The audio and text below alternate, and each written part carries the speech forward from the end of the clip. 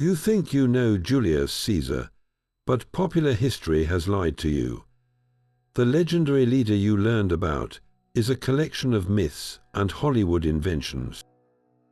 We are about to dismantle 35 of the biggest misconceptions, from his famous last words to his very birth. By the end of this, your entire understanding of ancient Rome will be turned upside down. We will uncover whether he really saw his own death coming, and what his alliance with Cleopatra was truly about. So what is the one thing you are most certain is true about Julius Caesar? And are you ready to be proven wrong that iconic name, Caesar, is the first thing we need to correct? It is a name synonymous with power, even giving us the words Tsar and Kaiser. And for centuries, people have believed it came from the way he was born. The story goes that he was cut from his mother's womb in a procedure we now call a caesarean section. It sounds dramatic and fitting for a man of his legend, but it is almost certainly false. The truth is, the medical procedure known in Latin as sectio caesarea was named long after Julius Caesar was dead. In his time, this operation was almost universally fatal for the mother. It was a last, desperate act performed only when a woman was already dying, or had just died, in a futile attempt to save the child. Yet we know from historical records that Caesar's own mother, Aurelia Cotta, was not only alive after his birth, but she was a prominent and influential figure throughout much of his life, offering him political advice well into his adulthood. If a caesarean section had been performed, she would not have survived. So where did his name truly come from? Linguists point to several more plausible, though less cinematic, origins. One strong possibility is the Latin word caesaris, meaning a thick head of hair. This is an amusing thought, given that Caesar was famously self-conscious about his baldness later in life, and took to wearing his laurel wreath to hide it. Another theory suggests the name came from an ancestor who was renowned for killing an elephant in battle, with the Moorish word for elephant being sisai. This explanation, linking his lineage to immense strength and military prowess, feels far more fitting for the man who would conquer Gaul. His name was not born from a medical miracle, but was likely earned through the deeds of his family, a legacy he was destined to surpass in every way. That famous name was just the beginning of the legends we have crafted around him. Now consider the man at the moment of his most famous scene, the assassination on the Ides of March. You almost certainly picture an elderly statesman, a man with silver hair and the weary posture of age, cut down after a long life of power. This image is another powerful fiction. Julius Caesar was only 55 years old when he was murdered. In the world of ancient Rome, this was not considered elderly, but rather the peak of a man's political and military power. Think of the incredible energy he possessed in his final years. He had completed the brutal, decade-long conquest of Gaul in his late 40s. He famously crossed the Rubicon River, igniting a civil war, when he was just over 50. This was not a man slowing down, but a force of nature operating at the absolute height of his abilities. The statues and paintings that have shaped our vision, and especially the Hollywood films, almost always portray him as a man in his 60s or 70s, with deep lines on his face and thinning grey hair. This was a deliberate artistic choice to make him look more patriarchal, more kingly. But the reality is far more compelling. He was struck down in his prime, a man still bursting with ambition and plans for rebuilding Rome. The average life expectancy in Rome was lower, yes, but that number is skewed by high infant mortality.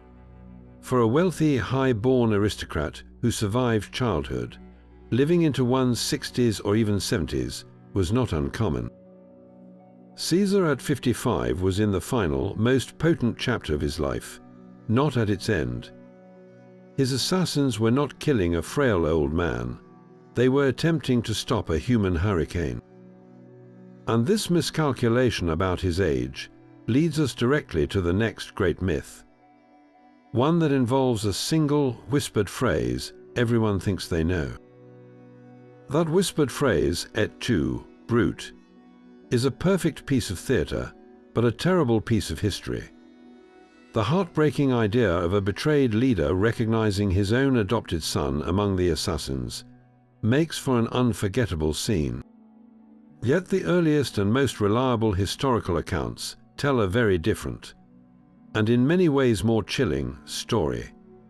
The Roman historian Suetonius, writing about 150 years after the event, reports that Caesar died in silence, pulling his toga over his head after he saw Marcus Brutus approach him. Another account, from the Greek biographer Plutarch, suggests Caesar might have cried out a single phrase in Greek, but it was directed at another senator who was pulling at his robe, not at Brutus. The famous Latin line, et tu, brute, meaning and you, Brutus, is entirely the invention of William Shakespeare, writing more than 16 centuries later. Shakespeare was a dramatist, not a historian.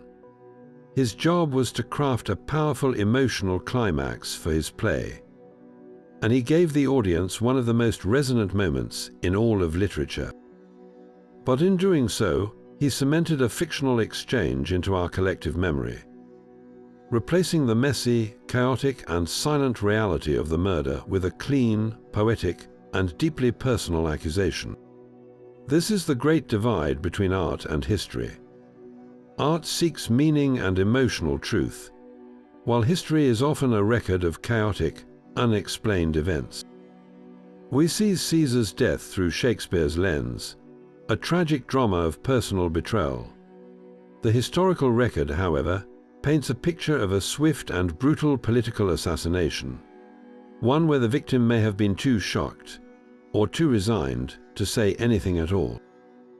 This single phrase has done more to shape our perception of the event than any factual account ever could, proving just how powerful a good story can be.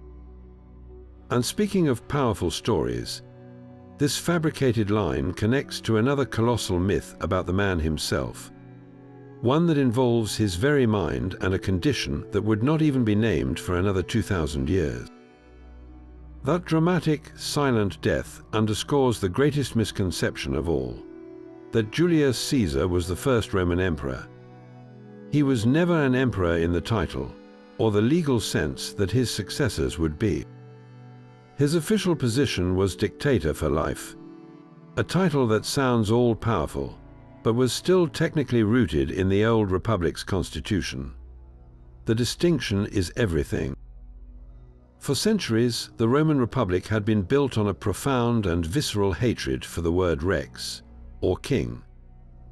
The very founding of their republic was a story about overthrowing a tyrannical king, and that fear of a single ruler with absolute power was woven into their political DNA. Caesar knew this, yet he accepted a crown offered by his ally Mark Antony during the Lupercalia festival, only to publicly refuse it when the crowd reacted with disapproval. It was a calculated political theater, testing the waters, but it confirmed that the title of king was a line he could not officially cross. His power was immense, but it was a patchwork of traditional republican titles, like dictator and consul, stretched to their absolute breaking point. The man who truly became the first emperor was his great-nephew and adopted heir, Augustus. He learned from Caesar's fatal mistake.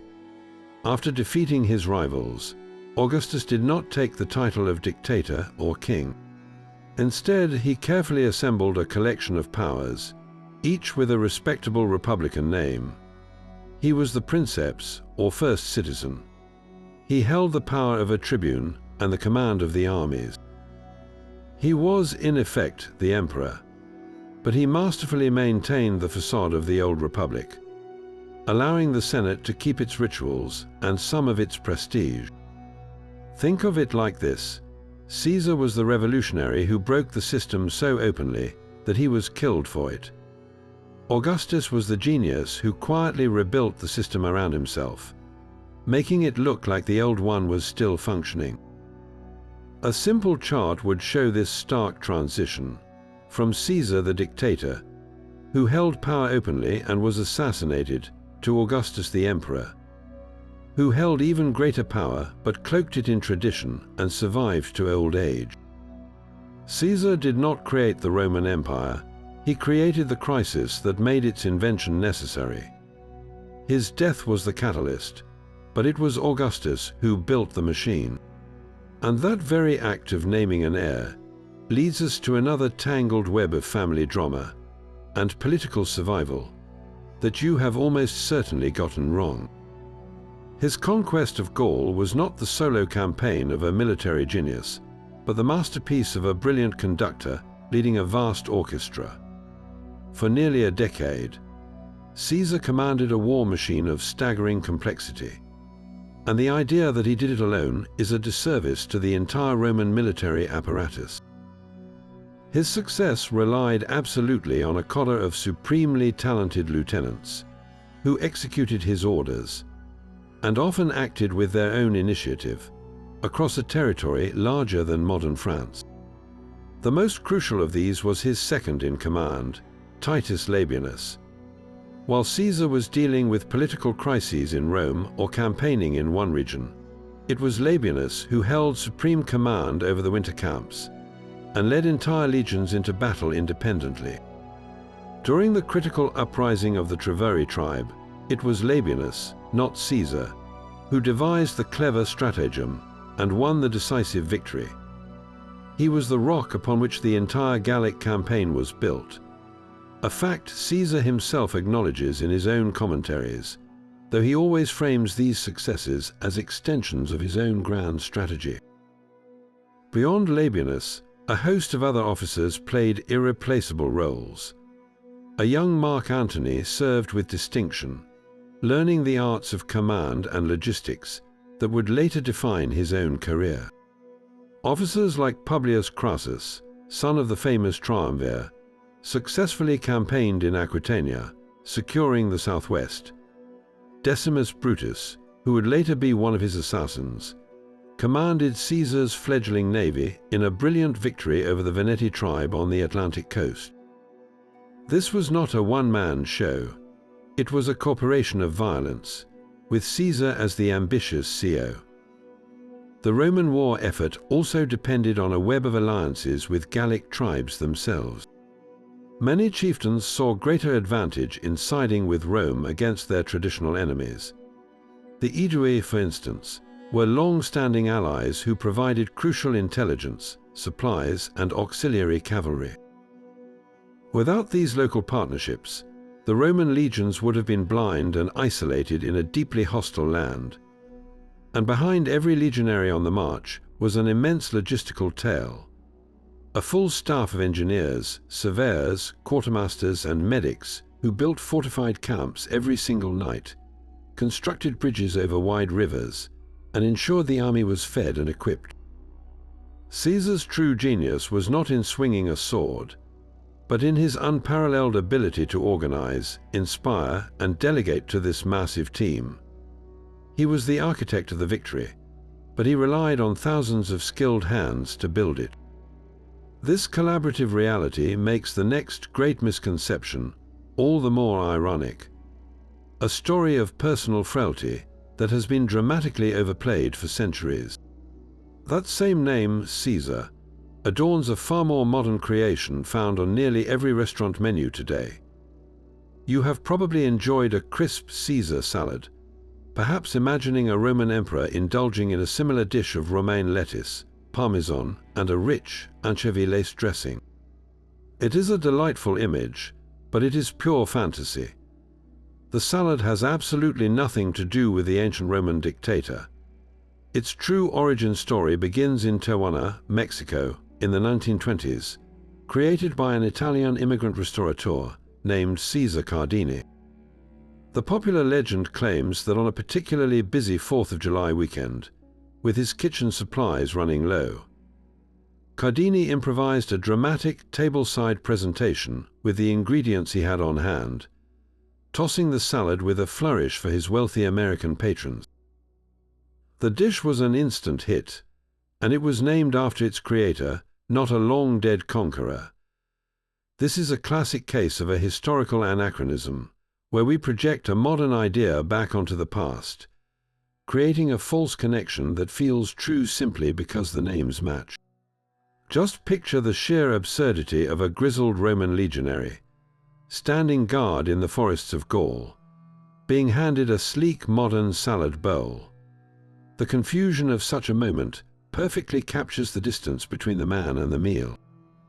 It is a fun reminder of how history and pop culture can become tangled, where a name can carry the weight of empires and also the simple delight of a well-made salad.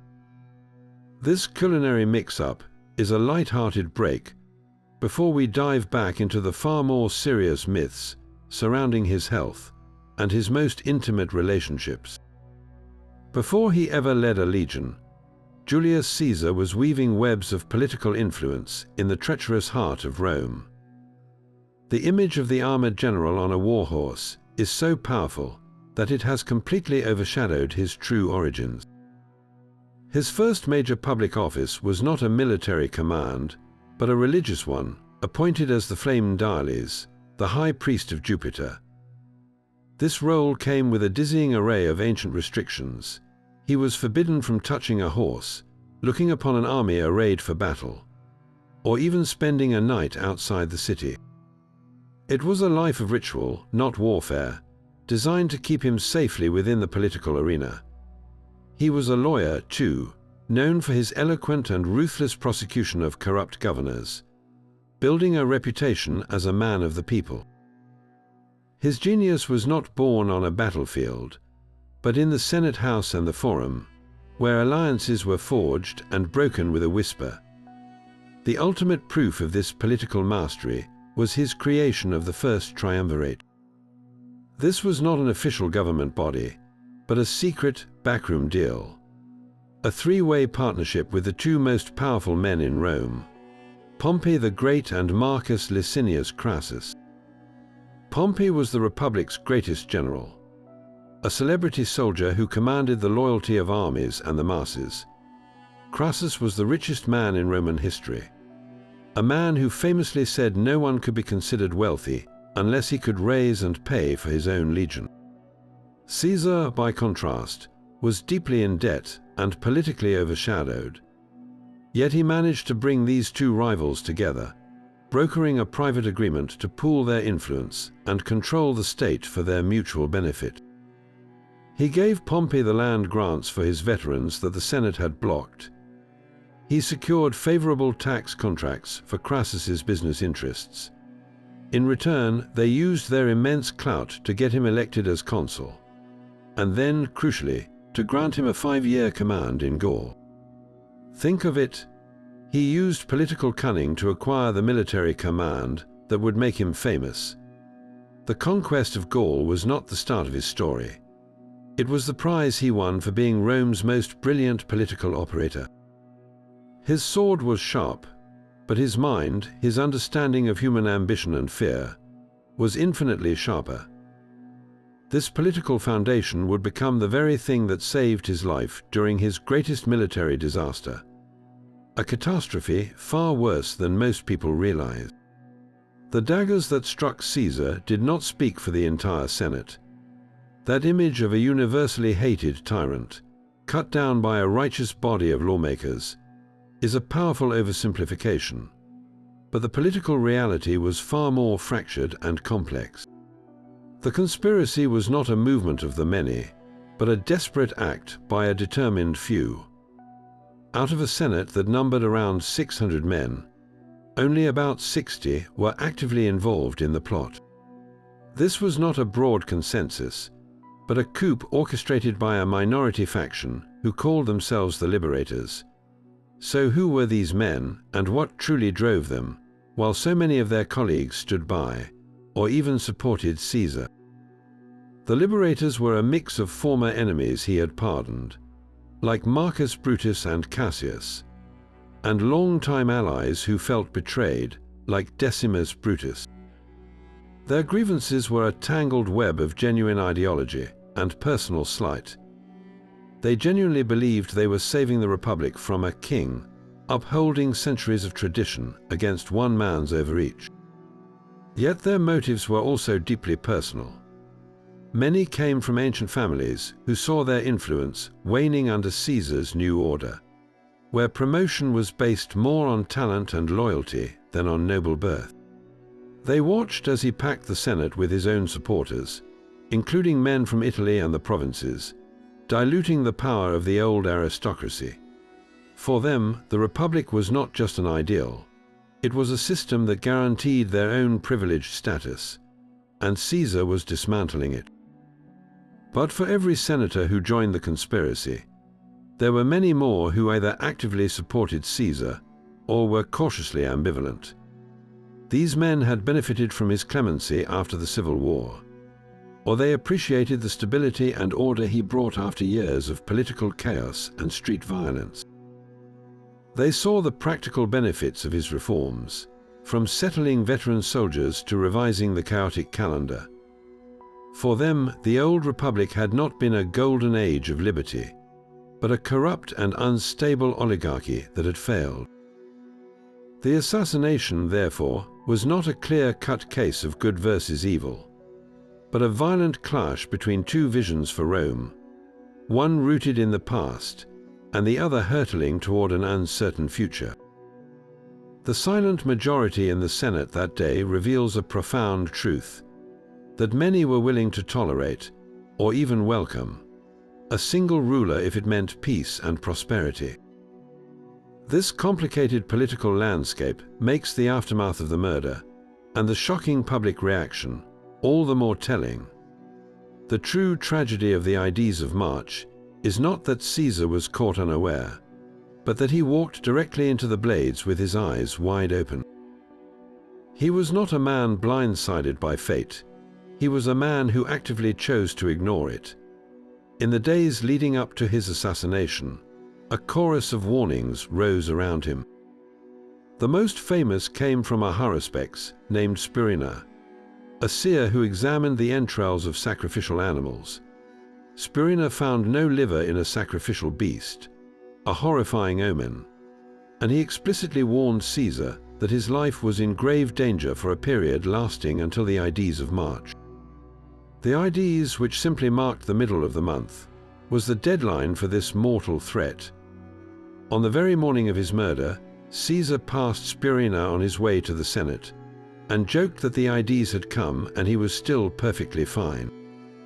Spurina's grim reply was that they had come, but they had not yet gone. This was not a vague prophecy. It was a specific and urgent alarm bell. The warnings went beyond professional seers. Caesar's own wife, Calpurnia, awoke from a terrible nightmare the night before, dreaming that the pediment of their house had collapsed and that she was holding her murdered husband in her arms. She pleaded with him not to leave home that day. Even more compelling, an anonymous note detailing the entire conspiracy, naming the conspirators, was allegedly shoved into his hand by an informant as he walked to the Senate meeting.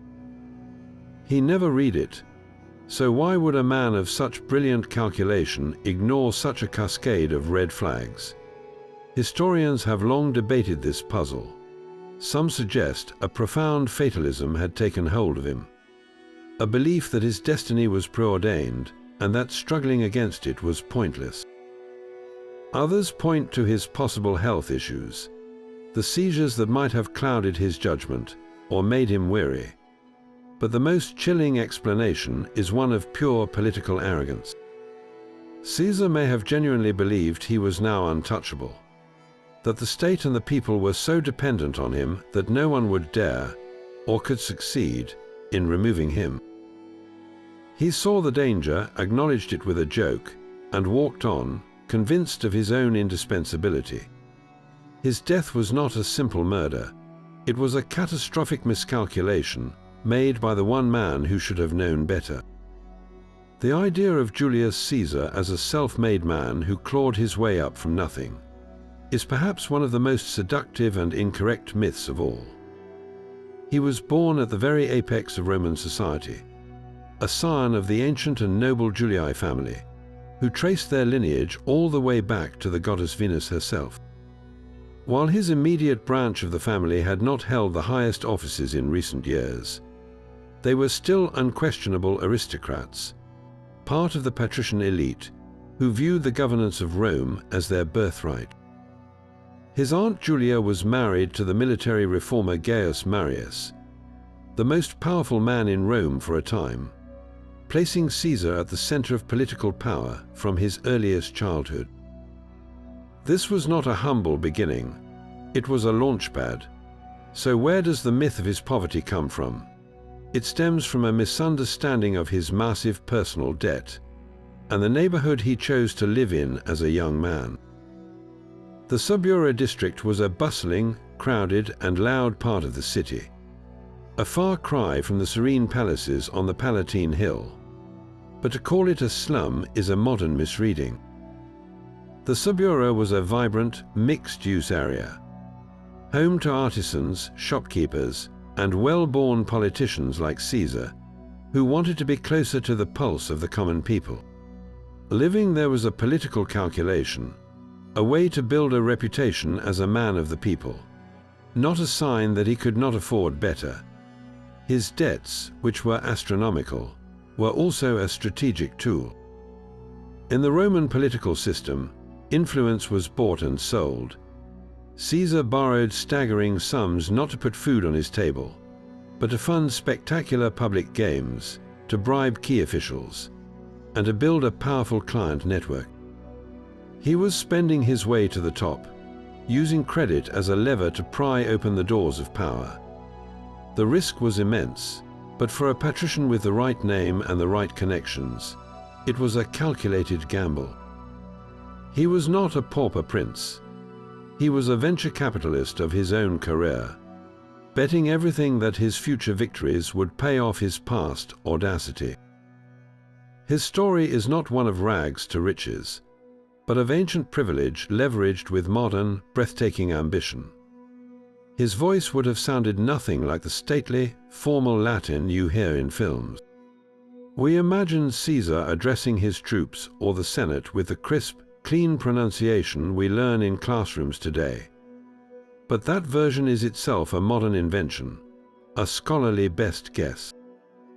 The Latin he actually spoke was a living, evolving language, and his own accent would have been closer to the older, rustic sounds of the Italian countryside. Take his most famous boast, the one every schoolchild learns, Veni, Vidi, Vici. I came, I saw, I conquered. In the restored classical pronunciation, it sounds elegant and sharp. But from Caesar's own lips, it would have been far less formal. The V was pronounced more like a W, so Veni became Veni.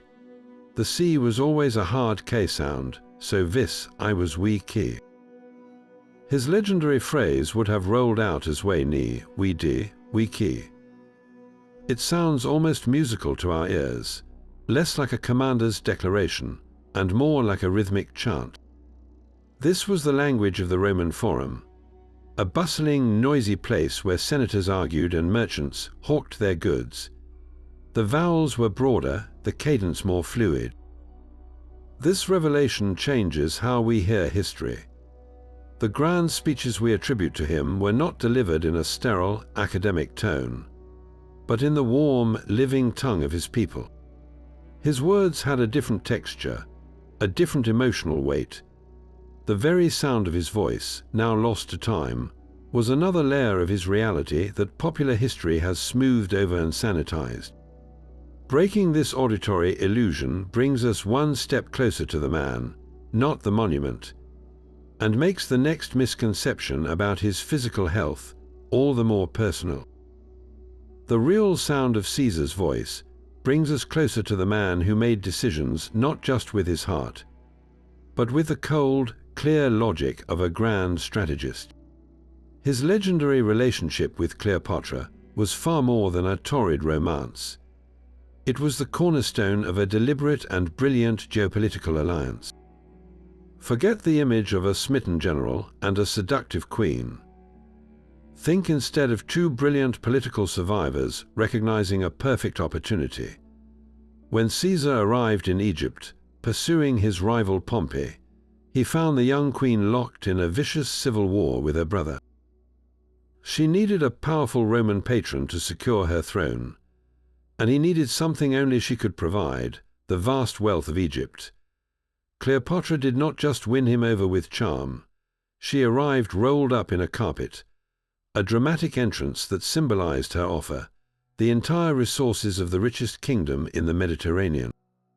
She delivered on that promise, providing the immense funds and the crucial grain from the Nile that fueled his ongoing civil war. In return, Caesar used his legions to crush her enemies and install her as the sole, secure ruler of Egypt. This was not a love affair that happened to have political benefits. It was a business partnership from the very start. The birth of their son, Caesarion, was the ultimate seal on this deal.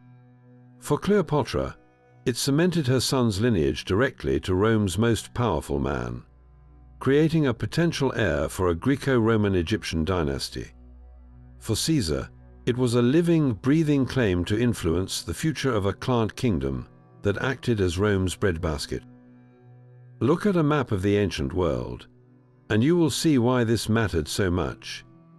Egypt controlled the grain supply that fed the city of Rome's massive population. A friendly, stable Egypt meant a peaceful, well-fed Rome, and that was a political necessity no ruler could ignore. Their alliance was a masterstroke of realpolitik, a mutual investment in power that reshaped the Mediterranean world.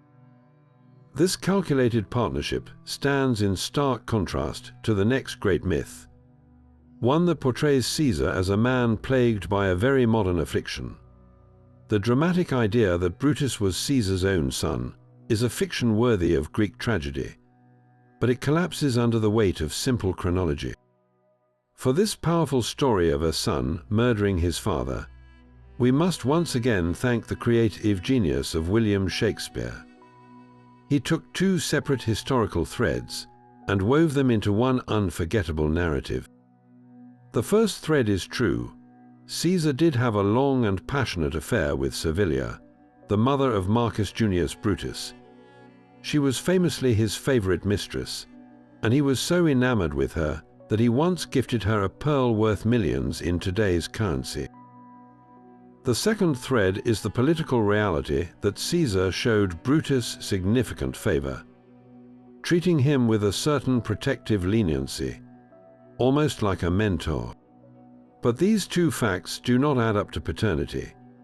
At the time of Brutus's birth, Servilia was married to another man, a staunch traditionalist, also named Marcus Junius Brutus. More importantly, Caesar was only 15 years old when Brutus was born. While not impossible, it is highly improbable that a teenage boy from a noble family was conducting a clandestine affair with a married, aristocratic woman that resulted in a child who was then raised openly as her husband's heir. The far more plausible explanation is that Caesar's later kindness toward Brutus stemmed from his enduring affection for Servilia. He pardoned Brutus after the Civil War, he promoted him, and he may have even seen in him a promising young politician he wished to guide. This benevolent treatment, viewed through the lens of their eventual bloody conflict, was later reinterpreted by poets and playwrights as the softness of a father for his son. Shakespeare seized on this emotional ambiguity and made it literal, transforming a complex political relationship into a primal, personal betrayal. The truth is, the real Brutus was driven by ideology and family legacy, not Oedipal rage. He was descended from the man who had overthrown the last king of Rome, and he saw himself as fulfilling his ancestral duty. The fictional version is far more theatrically satisfying, but the historical reality reveals a colder, more calculated decision, one based on political philosophy rather than a broken heart. The dramatic story of Caesar crossing the Rubicon has been framed all wrong by artists and filmmakers. They show a mighty river, a general pausing before a formidable natural barrier, the water rushing past as he makes his fateful choice. The reality was almost comically underwhelming. The Rubicon was not a grand river, but a small, slow-moving stream, more of a creek or a large ditch marking the boundary between the province of Cisalpine Gaul and Italy proper. You could have easily waded across it without the water reaching your knees. Its power was not in its physical presence, but in the invisible line it represented. Roman law was absolutely clear. A provincial governor was forbidden from leading his army out of his assigned province and into Italy. To cross that stream with even a single legion was an irrevocable act of treason, a declaration of war against the Roman Senate itself. The true drama was not in conquering a raging torrent, but in deliberately stepping across a political and legal point of no return. Picture a simple modern map with a line drawn on it, a border. Now imagine a general today ordering his tanks across that line in defiance of his government. The power is in the act of defiance, not the patch of ground being crossed. Caesar stood at the edge of that insignificant stream, knowing that on the other side lay either total power or a traitor's death. His famous quote, "The die is cast," was not about facing a geographical challenge, but about embracing the irreversible consequences of his decision. He was not challenging nature, he was shattering the very foundation of Roman law. This tiny, unimpressive stream became one of history's most significant boundaries, precisely because a man like Caesar chose to treat it as one. That rhythmic phrase, we ni, we di, we qui, was not a life motto, but a specific, sharp piece of political theatre. He coined it not after the grueling decade in Gaul, but following a swift and decisive battle in a remote corner of Anatolia. The conflict was against Pharnaces II, the ambitious son of King Mithridates, who sought to reclaim his father's old kingdom while Rome was distracted by its civil war. Caesar marched his battle-hardened legions to meet him near the town of Zela. The fight was over almost before it began. Pharnaces, confident from a previous victory, launched a reckless, uphill assault against the entrenched Roman positions. Caesar's veterans cut them down with brutal efficiency, annihilating the Pontic army in a single afternoon. The entire campaign, from march to victory, was resolved in just 5 days.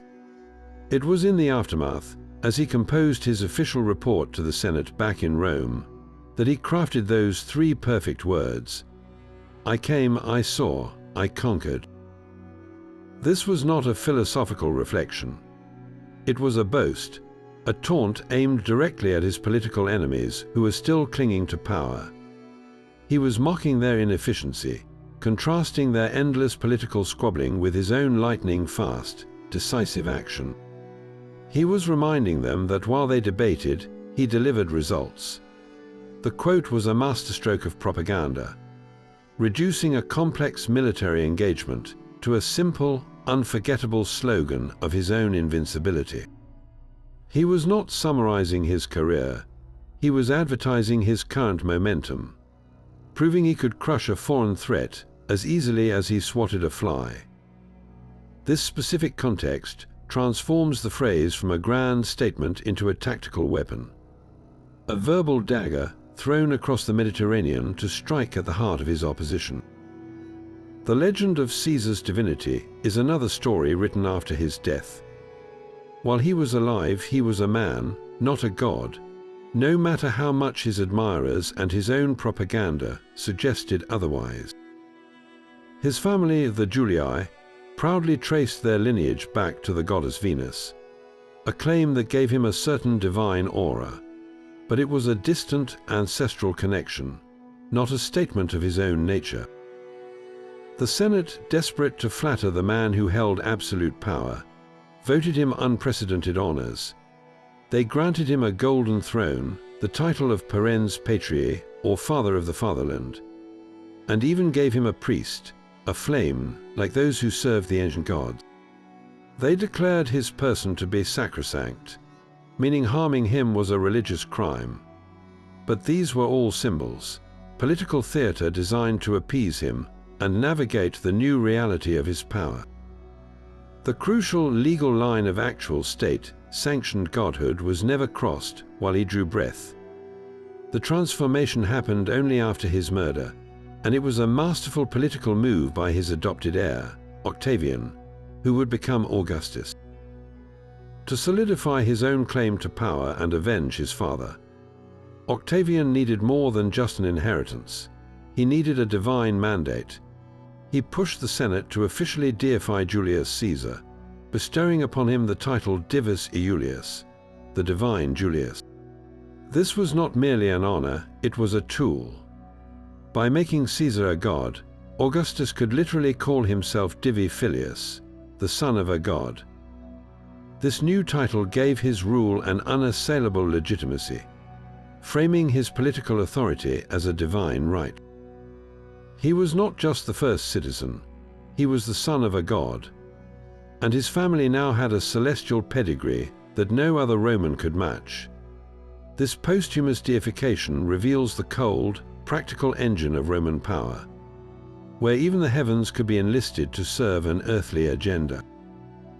The same mind that calculated military campaigns also crafted some of the most elegant prose in the Latin language. To imagine Julius Caesar as a simple, brutish soldier is to miss the very essence of his power. He was, in fact, one of the most educated and eloquent men of his age, a writer and orator whose intellectual prowess was as formidable as his legions. His education began under one of Rome's most respected tutors, Marcus Antonius Nifo, a freedman renowned for his knowledge of rhetoric and literature. Under Nifo's guidance, the young Caesar mastered the art of persuasive speech, learning to structure arguments with the same precision he would later use to structure battle lines. This was not a hobby for him, it was a core component of his identity. In the Roman world, public speaking was the primary tool of political advancement, and Caesar honed his to a razor's edge. He became so skilled that he was widely considered the second greatest orator in Rome, surpassed only by the legendary Cicero himself. Cicero even admitted that Caesar's style was elegant, clear, and possessed a certain masculine grace that he admired. But his intellectual output went far beyond speeches. His commentaries on the Gallic War are a masterpiece of both literature and propaganda. He wrote these accounts in the third person, referring to himself as Caesar, which created an aura of objective, factual reporting. He detailed his campaigns in a clear, direct, and unadorned prose that made his incredible achievements seem like logical, inevitable successes. He was not just recording history, he was shaping it, sending these scrolls back to Rome to be devoured by the public and the Senate, carefully curating his own image as a brilliant, decisive, and indispensable leader. He was running a public relations campaign from the battlefields of Gaul, and his pen was his most powerful weapon. Beyond warfare and politics, his intellectual curiosity was vast. He moved in a circle of poets, scholars, and scientists, and he authored works on grammar, astronomy, and even a collection of jokes. He reformed the entire Roman calendar, replacing a chaotic lunar system with the rational, solar-based Julian calendar that forms the bedrock of our own. This was the work of a true Renaissance man, a polymath operating centuries before the Renaissance was even conceived. His genius was not a one-dimensional military talent. It was the fusion of a razor-sharp intellect, a silver tongue, and an unwavering will to power. That same intellectual who reformed language and law also tackled time itself.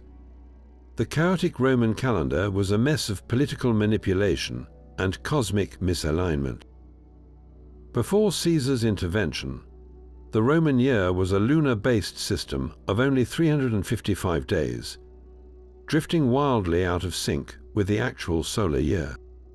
Priests had the power to insert extra months arbitrarily, often to extend the terms of friendly politicians or delay the elections of rivals. By Caesar's time, the civic calendar was a full 3 months ahead of the seasons, meaning that the official month of March was actually occurring in what we would call December. Harvest festivals were being celebrated in the dead of winter.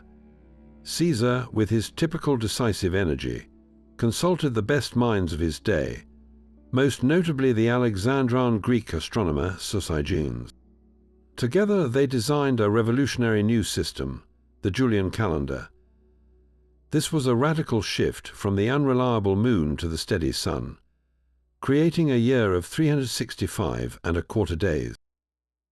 To account for that extra quarter day, they introduced a leap day, adding an extra day to February every 4 years. This was a monumental achievement in accuracy and order, a calendar that would serve the Western world for over 16 centuries. But here is the crucial correction. The leap year system we use today is not the one Caesar introduced. His calculation was brilliant, but ever so slightly off. The solar year is not exactly 365 and a quarter days long, but about 11 minutes shorter. Over the centuries, those 11 minutes added up, creating a noticeable drift. By the 1500s, the calendar had slipped by about 10 days.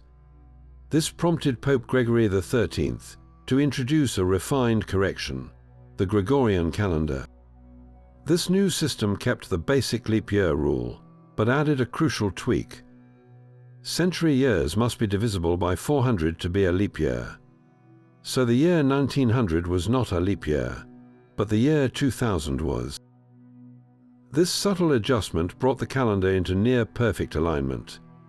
And it is this Gregorian system, not the Julian, that we follow now. Caesar gave us the foundational framework, a leap of genius for his age, but the final, precise calibration was the work of a future era. A testament to how even his most lasting reforms were perfected by time. His unbroken chain of victories is a carefully polished myth. For all his genius, Julius Caesar's path was littered with catastrophic failures and humiliating near disasters that would have ended a lesser man's career before it truly began.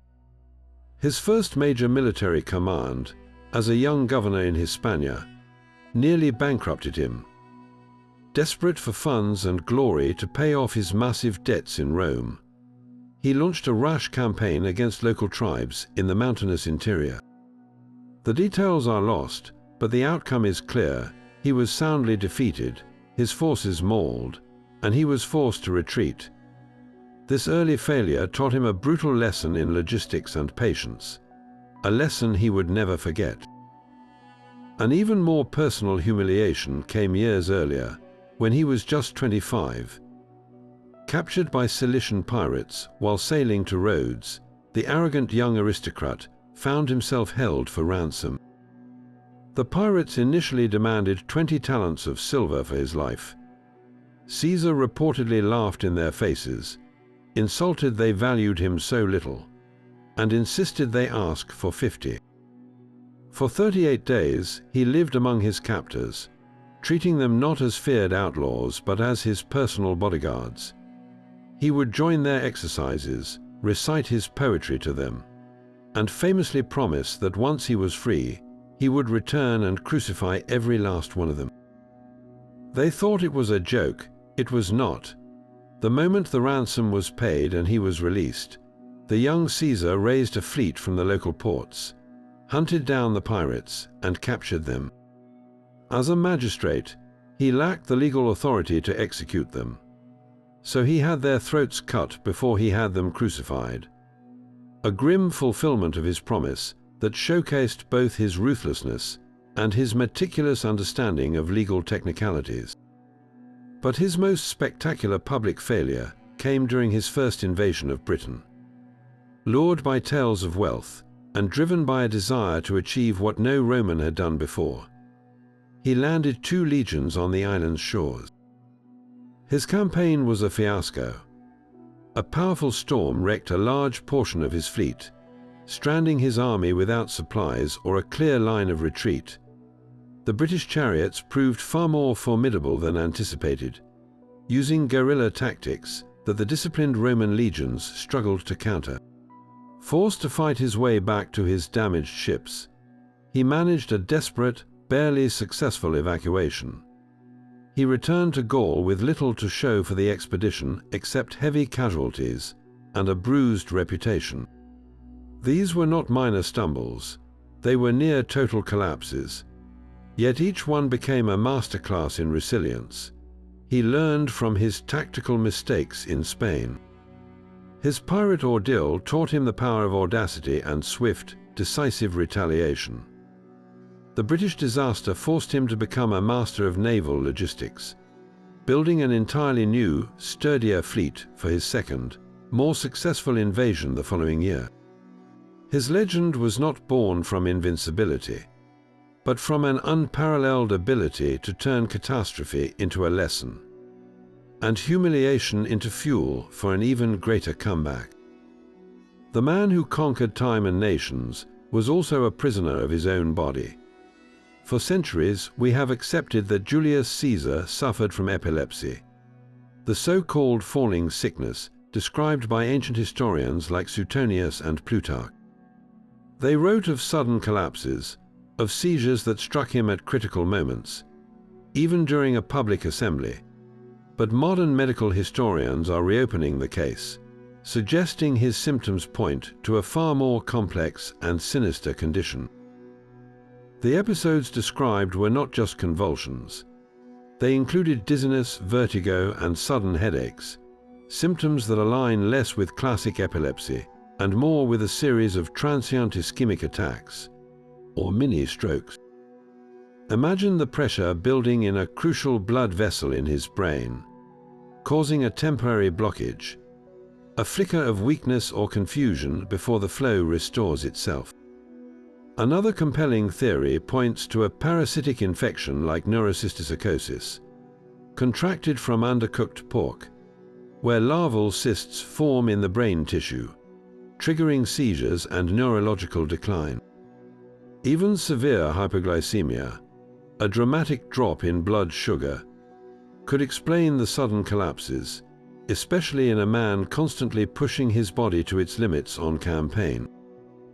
His political enemies, of course, needed no modern diagnosis. They weaponized his suffering, framing these terrifying episodes not as an illness, but as a curse. They whispered that the gods were punishing him for his ambition, or worse, that his body was being possessed by an unclean spirit.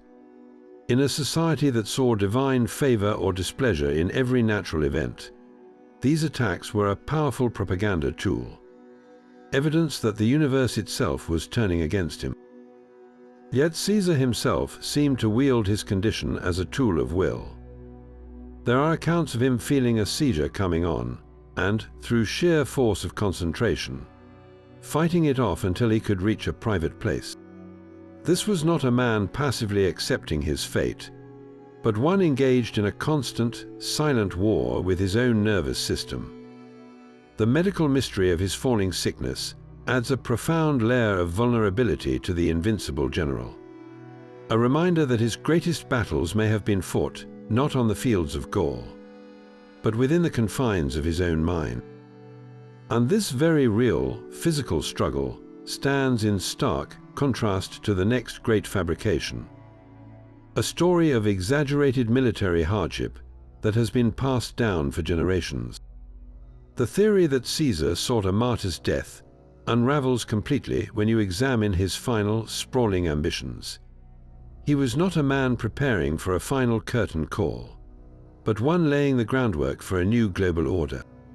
At the very moment the daggers struck, he was deep in preparations for the most ambitious military campaign of his life, a full-scale invasion of the Parthian Empire. This was not a minor border skirmish. It was a war meant to avenge the most humiliating defeat in Roman history. the annihilation of Crassus and his legions at the Battle of Carrhae. Caesar planned to lead 16 legions and 10,000 cavalry on a 3-year campaign, not merely to conquer, but to secure Rome's eastern flank forever and seize control of the lucrative Silk Road trade routes.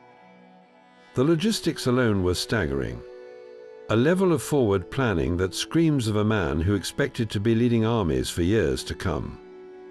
Beyond this grand war, his domestic agenda was equally packed with future-oriented projects. He had commissioned engineers to drain the Pontine marshes to create new farmland, planned to redirect the Tiber River to prevent flooding, and aimed to codify the entire chaotic mess of Roman law into a single, coherent digest. These are not the acts of a fatalist ready to die. They are the blueprints of a man building an empire designed to last centuries. His last will and testament provides the ultimate proof. In it, he made the cold, calculated decision to bypass his infant son Caesarion in Egypt and name his 18-year-old great-nephew, Octavian, as his primary heir. This was not a choice made in haste. It was a strategic move to ensure a stable political transition, placing the future of his family and his reforms in the hands of a promising, if untested, young man from Rome. He was playing the long game, thinking in terms of dynasties and legacy. A man orchestrating his own dramatic assassination does not bother to write a detailed will or plan a 3-year war. He seeks the spotlight of a single, tragic moment. Caesar was looking past that moment, toward a horizon only he could see, a future he fully intended to rule.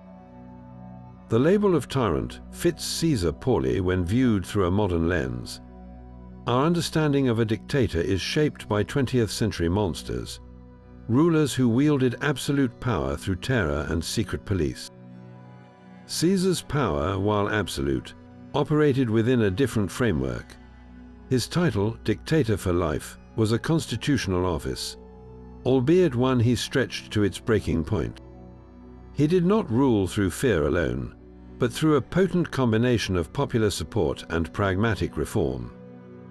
For the average Roman citizen, weary of decades of political corruption and street violence between rival factions, Caesar's rise promised something many desperately wanted: order.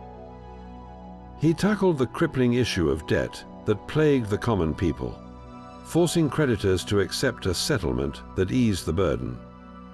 He secured land for his battle-hardened veterans, preventing them from becoming destitute and discontented mobs in the city. He extended citizenship to communities beyond Italy, in Gaul and Spain, recognizing that the future of Rome lay in a broader, more inclusive empire. Even his reform of the calendar, which brought logic to a system manipulated by politicians, was a deeply practical act that benefited everyone. These were not the policies of a man solely interested in his own glory. They were the actions of a CEO trying to fix a broken company. He saw the Republic's inefficiencies and addressed them with ruthless efficiency. This is precisely why his assassination backfired so spectacularly. The conspirators, the liberators, believed they were striking a blow for freedom and the old Republic. But when they raised their bloody daggers in the Senate House, they were met not with cheers from the populace, but with a confused and then furious silence. The people of Rome did not see a tyrant slain. They saw the architect of their stability brutally cut down. The civil war that erupted was not a fight to restore the old system, but a struggle over who would control the new one Caesar had created. His death revealed a profound truth, that a significant part of Rome was willing to trade political liberty for security and effective governance, a bargain that would define the empire for centuries to come. The violence of the Ides of March was not a frenzied, chaotic attack, but a chillingly deliberate performance. While the ancient historian Suetonius records that Caesar suffered 23 wounds, a forensic analysis reveals a far more calculated reality. Only one of those wounds, the second stab to his chest, was almost certainly fatal, slicing through a major artery and causing rapid, unstoppable bleeding. The rest were largely superficial, inflicted on his legs and arms. This pattern of injury points away from a blind rage and toward a grim political ritual known as a conspiratio. This was a collective act of murder, designed so that every single conspirator present was compelled to strike, to physically blood their hands in the deed. By sharing the guilt so completely, they bound themselves together in an unbreakable pact, ensuring no single individual could be singled out as the sole assassin, or later betray the others by claiming a lesser role. Imagine a diagram of the human body, marked with over 20 small cuts and one deep, lethal thrust to the torso. The sheer number of wounds was not a measure of overkill, but a powerful symbol of unity.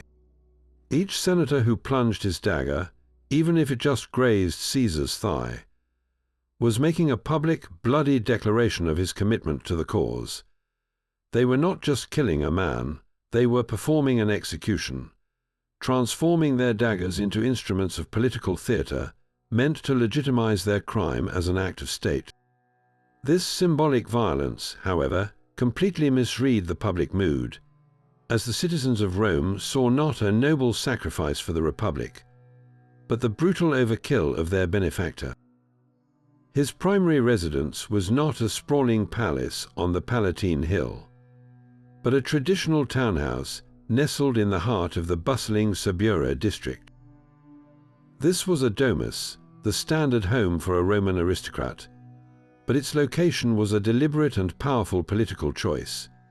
Picture a multi-story home built around a central atrium, an open-aired courtyard that let in light and rain. The rooms would have been sparsely furnished by our standards, with wooden chests, simple couches, and wax tablets for writing. The walls might have been decorated with frescoes of gardens or mythological scenes, a touch of elegance in an otherwise practical space. From the street you would see a plain, windowless facade, a private world hidden behind a single, heavy door. The real character of the place was defined by its surroundings. Step outside, and you were immediately swallowed by the chaos of urban Rome. The air was thick with the smells of cooking oil, incense, and human waste. The narrow streets echoed with the shouts of street vendors, the clatter of cart, wheels on stone, and the conversations of merchants, artisans, and shoppers. This was not the quiet, refined atmosphere of the exclusive Palatine, where the super-rich lived in isolated splendor. By choosing to live here, Caesar was making himself accessible. He was a constant presence, a man who could be approached, whose clients could gather in his atrium each morning without a long trek across the city. He was broadcasting a clear message that he was a man of the people, in touch with the energy and the grit of the city's lifeblood. Later in his career, he would acquire luxurious villas in the countryside, as was expected for a man of his status, but he never abandoned his Subura home. It remained his political base, a tangible symbol of the connection he forged with the common Roman citizen, a connection his rivals in their marble fortresses could never hope to understand. This calculated humility in his domestic life stands in stark contrast to the next grand illusion, one that paints his entire military career with a single, unbroken brush of victory. The warning to beware the Ides of March was not a mystical prophecy, but a professional risk assessment. In the Roman world, the Ides was not a day of doom. It was a mundane administrative deadline, the day when monthly debts were traditionally settled. Think of it as the ancient equivalent of tax day, a date marked on every Roman's calendar for practical, financial reasons. The soothsayer Spurina was not a crystal ball gazer, he was a haruspex, a state-sanctioned priest trained in the highly respected art of divination. His job was to read the will of the gods by examining the entrails of sacrificial animals, a practice as official and methodical as a modern doctor reading an X-ray. When he performed this ritual for Caesar, the signs he saw in the organs were terrifyingly clear. The liver of the sacrificial bull was likely malformed, perhaps missing a lobe entirely, which was interpreted as a direct and immediate warning of mortal danger directed at the head of state. Spurina was not predicting a distant future. He was diagnosing a present and critical threat, much like a meteorologist warning of a hurricane that has already formed offshore. His famous phrase was a public health advisory for Caesar's life, grounded in what the Romans believed was a scientific observation of the divine world. This crucial context strips away the Shakespearean magic and reveals a far more tense historical reality. Caesar was not ignoring a vague fortune-teller's rant. He was dismissing the official, expert counsel of his own religious staff, a calculated gamble that would cost him everything. Caesar's legendary crossing was not a unique act of defiance. Other ambitious generals had led their legions across that same shallow stream into Italy during earlier civil wars. The crucial difference lay not in the physical act, but in the shattered political moment and the specific law he broke. A generation before Caesar, the general Sulla had marched on Rome not once, but twice with his loyal armies. Sulla's actions, however brutal, were framed as a restoration of order against political rivals he declared enemies of the state. He operated within a fractured system, but one that still had some semblance of rules. Caesar's transgression was far more absolute. He violated the Lex Cornelia de Majestate, a law that explicitly forbade a provincial governor from leaving his province and entering Italy under arms. His was not a move against a faction, but a direct assault on the Roman constitution itself. Think of it as the difference between a corporate takeover and burning down the entire corporate headquarters. Previous generals were playing a high-stakes game within the existing political arena. Caesar, by crossing that creek, declared the arena itself obsolete. He was not just challenging his opponents. He was invalidating the very rulebook they all pretended to follow. That is why his crossing is etched into history, while others are footnotes. It was the final, irrevocable proof that the old republic's traditions could no longer contain the ambitions of its most powerful men. This legal precision leads us to the next misconception, a myth about his personal character that has been polished to a bright, misleading shine. The man immortalized in marble bears little resemblance to the flesh and blood Caesar who walked the Forum. Those iconic statues present a chiseled, ageless patriarch with a full head of meticulously carved hair, a symbol of eternal power and dignity. But the real Caesar, as described by his biographer Suetonius, was a far more complex and human figure. He was tall for his time, with fair skin and sharp, dark eyes that missed nothing. His build was slender, almost thin, a frame that belied his incredible stamina on campaign. And then there was the feature that caused him immense personal distress, his baldness. He was profoundly self-conscious about his receding hairline, going to great lengths to disguise it. He would carefully comb his thinning hair forward from the back of his head, a vain attempt to cover the bare skin on his crown. This preoccupation makes one of his greatest honors deeply personal. The Senate granted him the perpetual right to wear a laurel wreath, a symbol of victory. While publicly it celebrated his triumphs, for Caesar it was a godsend, a fashionable and dignified way to hide his bald spot in every public appearance. This is not the flawless demigod of sculpture, but a man keenly aware of his image, navigating the same vanities and insecurities that touch people today. That laurel wreath was more than a crown. It was his most prized accessory. That carefully styled hair and laurel crown adorned a man who would be utterly baffled by the voices we give him on screen. The 38th thing you have wrong about Julius Caesar is that he spoke English with a crisp British accent. Every historical film is an act of translation, not just of language but of culture. And one of the most jarring anachronisms is the sound. Picture the absurdity of Caesar, a man whose Latin sounded like a rhythmic, rustic chant, suddenly delivering his speeches in the polished, aristocratic tones of a 20th century Oxford Don. He would be just as confused by the booming American accents of more modern portrayals. A general from a world without microphones suddenly sounding like a Hollywood action hero. This is not a trivial point. It reveals how we unconsciously reshape the past to fit our own familiar boxes. We assign accents based on our modern associations of power and sophistication.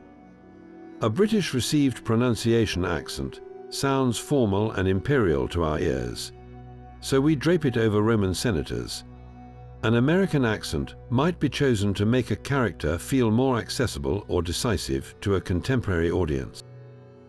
But the reality is a chasm of sound we can barely cross. Caesar's Latin was a world away from the language of Shakespeare, which itself would be largely unintelligible to a modern English speaker. The Latin word for king, rex, would have been a sharp, guttural insult to his ears, not the rolling, theatrical word we know. If we were truly accurate, his most famous line would not be the Shakespearean et tu, brute, but a silent, horrified stare. So the next time you watch a film set in ancient Rome, listen to the voices. That accent is not a window into the past. It is a mirror reflecting our own time, our own assumptions about power and how it should sound. The conspiracy to kill Caesar was a shockingly porous affair. Its secrets whispered through the marble halls of Rome long before the daggers were ever drawn. Far from a tight-knit band of disciplined revolutionaries, the liberators were a fractious and disorganized coalition, and their plot was an open secret among the political elite.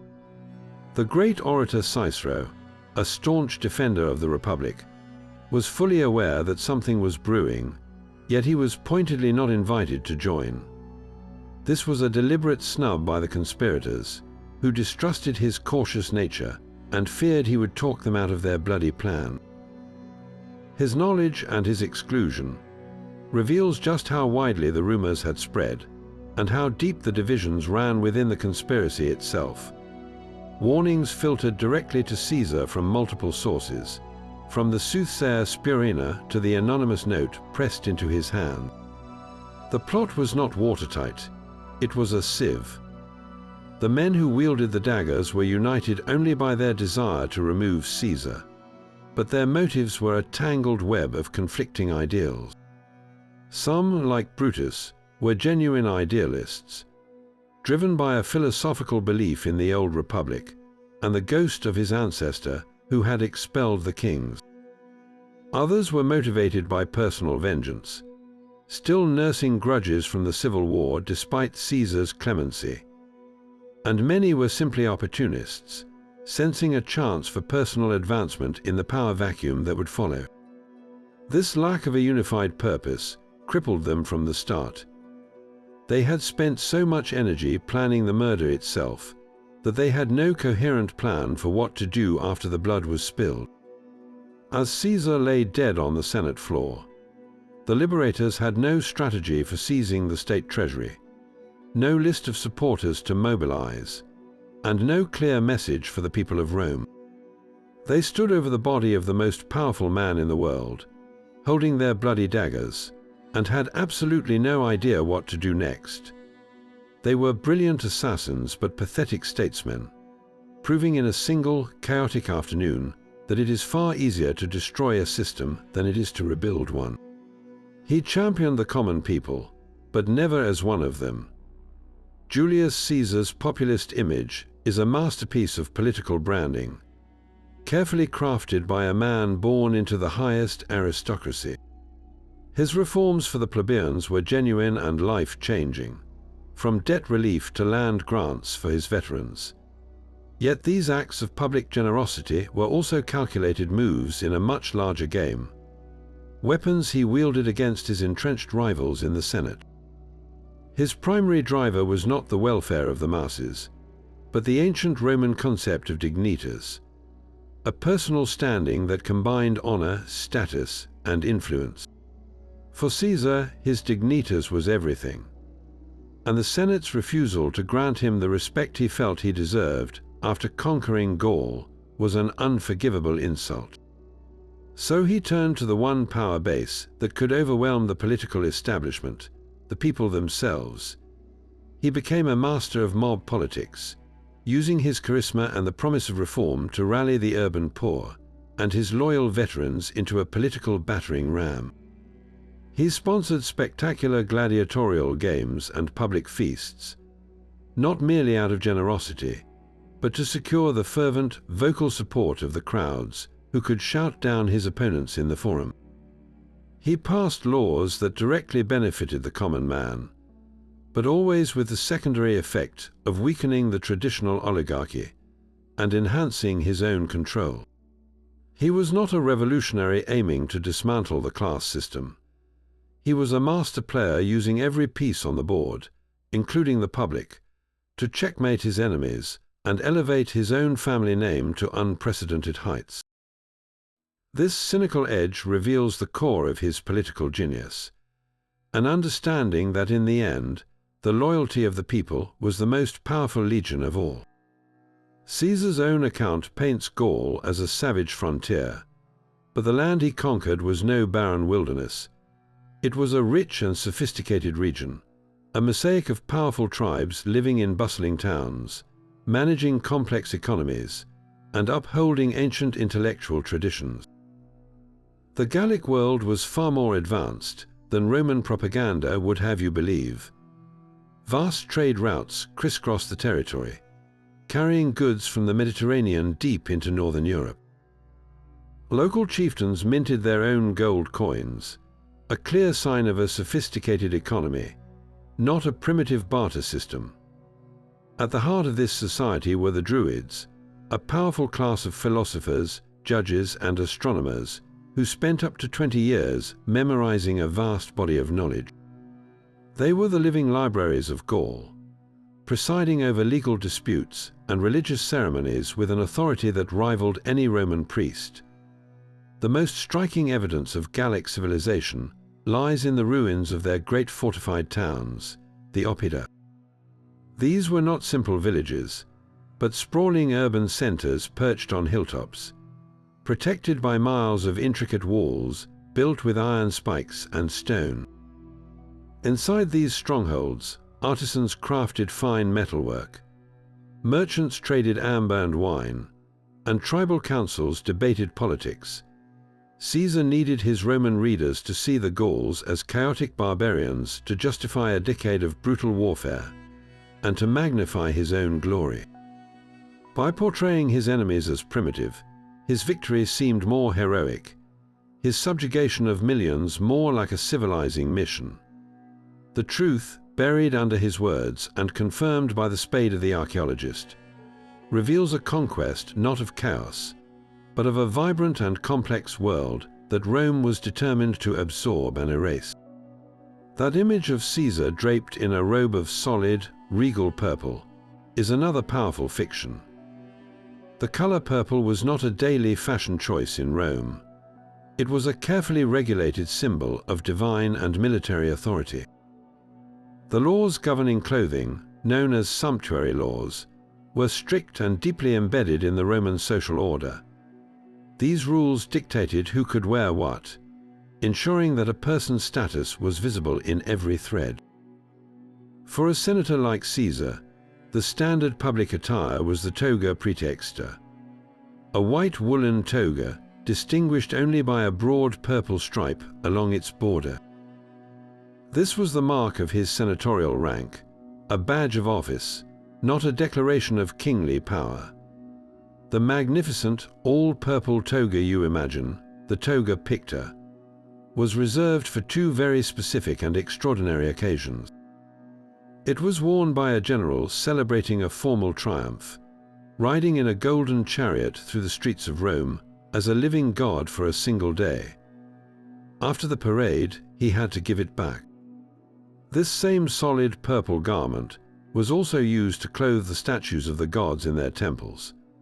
To wear such a toga in everyday life would have been a profound and dangerous act of sacrilege, a direct claim to divinity that would have alienated even his staunchest supporters. Caesar was a master of political symbolism, and he understood that flaunting such a symbol openly would be an unforced error. He tested the boundaries of power with a crown, but he was too shrewd to routinely wear the raiment of a god. His public wardrobe was a calculated performance of traditional values, even as he dismantled the republic they upheld. This careful attention to appearance, even in something as simple as the color of his clothes, reveals the delicate tightrope he walked between ambition and tradition. That final, silent act of pulling his toga over his head speaks volumes more than any fictional line. It was not a gesture of fear, but one of profound resignation and ritual. In Roman tradition, covering the head was how a pious man prepared for a sacred act, often a sacrifice. By drawing his toga over his face, Caesar may have been accepting his own death as a form of offering, a final, dignified submission to the fate the gods had decreed. This silent surrender offers one chilling possibility for his last moments. Yet another account, from the biographer Suetonius, suggests a different, more personal reaction. He reports that Caesar, upon seeing Marcus Brutus among the assassins, gasped a phrase not in Latin but in Greek. He said, "Kai su teknon." The translation seems simple, "You too, child." But in the cultural context of ancient Rome, this phrase is a dense and powerful puzzle. The word teknon does mean child, but it was often used by an older man toward a younger one he mentored, a term of affection and guidance. Caesar had shown Brutus exactly that kind of favor, pardoning him after the Civil War and promoting his career. To use this word in his final breath could have been an expression of the deepest personal hurt, the shock of betrayal from a man he had treated like a son. But there is another, darker layer. The full phrase, kai su teknon, was also a common idiom, a truncated form of a curse. It was shorthand for, "May the same thing happen to you." In this reading, his last words were not a wounded sigh, but a prophecy.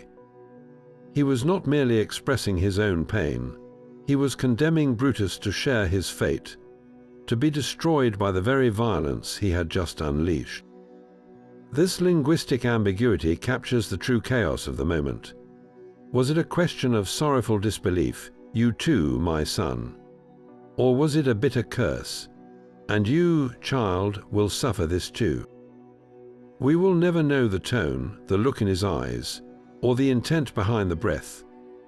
The silence of the toga and the layered meaning of the Greek phrase both point to a reality far more complex than a clean, poetic accusation.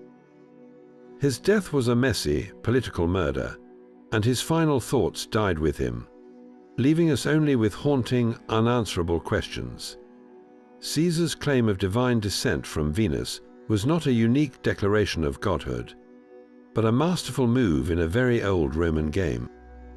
For centuries, the aristocratic families of Rome had competed not just with wealth and armies, but with spectacular family trees, tracing their lineages back to the heroes of myth. The Julian clans claimed to be descended from Venus through her mortal son, Aeneas, was indeed prestigious, but it was far from the only one in circulation. Other powerful families staked their own legendary origins. The Aemilii claimed descent from a son of the fire god Vulcan. The Fabii traced their line to Hercules himself. The Claudii, one of the most arrogant clans, insisted their founder was a companion of Aeneas. granting them a history stretching back to the very founding of Rome. This was an essential part of political branding, a way to assert that your family was not merely rich, but destined by the gods to rule. Caesar's genius was not in inventing this practice, but in leveraging it with unprecedented audacity. He did not just quietly inherit the story, he built his entire public identity around it. He constructed a magnificent new temple in the heart of Rome, dedicated not to Jupiter or Mars, but to his personal ancestress, Venus Genetrix, Venus the Mother. He paraded this connection on his coinage, stamping the image of the goddess and her son Aeneas on the currency that passed through every hand in the empire. While other nobles had a divine ancestor in their family archives, Caesar made his a central pillar of the state, intertwining his personal lineage with the destiny of Rome itself. He played the same game as his rivals, but he changed the stakes, transforming a tradition of aristocratic one-upmanship into the foundation for a new kind of power that blurred the line between man and myth. The Republic did not die with Caesar on the Senate floor. That final, fatal blow was not the end of an era, but the chaotic climax of a century-long decline. For generations before the Ides of March, the foundations of the Roman Republic had been cracking under the weight of its own success. Think of a grand old tree, its trunk hollowed out by rot, still standing only by habit. The civil wars of Sulla and Marius had turned Roman armies against each other for the first time, proving that a general's loyalty to his soldiers could outweigh his loyalty to the state. Sulla's proscriptions, the public lists of enemies anyone could murder for a reward, had normalized political violence as a tool for settling scores. The system was already broken, governed by a small circle of aristocratic families who fought each other to a standstill, more interested in their own prestige than in governing a vast empire. Caesar's assassination did not fix this decay. It simply removed the one man who had temporarily forced the pieces to hold together. What followed was not a restoration of liberty, but 13 more years of bloody civil war. The conspirators, the so-called liberators, were swiftly driven from Rome by public outrage. A new power struggle erupted between Caesar's loyal lieutenant, Mark Antony, his young heir Octavian, and the remnants of the senatorial faction. This was not a war to save the Republic, but a fight over who would inherit its corpse. The final battle at Actium in 31 BC was not a noble contest. It was the defeat of Antony and Cleopatra by Octavian's superior propaganda and logistics. And even then, the Republic was not officially abolished. Octavian, who became Augustus, performed a brilliant magic trick. He did not declare himself emperor and king. Instead, he carefully accumulated all the real power, the command of the armies, the control of the treasury, the authority of a tribune, while leaving the empty shell of the Senate and the consuls in place. He called himself the Princeps, the first citizen, and his system the Principate. The old tree was dead, but he skillfully propped it up, convincing everyone it was still alive, and that he was merely its most devoted gardener. The Ides of March was a dramatic symptom of the disease, not the cause of death. The patient had been terminal for a very long time. The real Julius Caesar was neither a power-mad emperor nor a tragic romantic, but a master architect of his own destiny in a world collapsing under its own weight. Peeling back these 35 layers of myth reveals a man of profound contradictions, a political genius who understood the mob better than the aristocracy, a military reformer who learned from humiliating defeats, and a pragmatist whose ambition was ultimately checked by the very traditions he sought to master. He did not single-handedly destroy the Republic, but his life and death exposed its fatal fractures, forcing a new system to be built from the rubble. By questioning the simple stories, we get closer to the complex truth of a figure who shaped the course of Western history. So what piece of his story shocked you the most? Was it the reality behind his famous last words, the political calculation of his alliance with Cleopatra, or the simple fact of his baldness? Share your biggest surprise in the comments below, and subscribe for more journeys into the mysteries of the ancient world.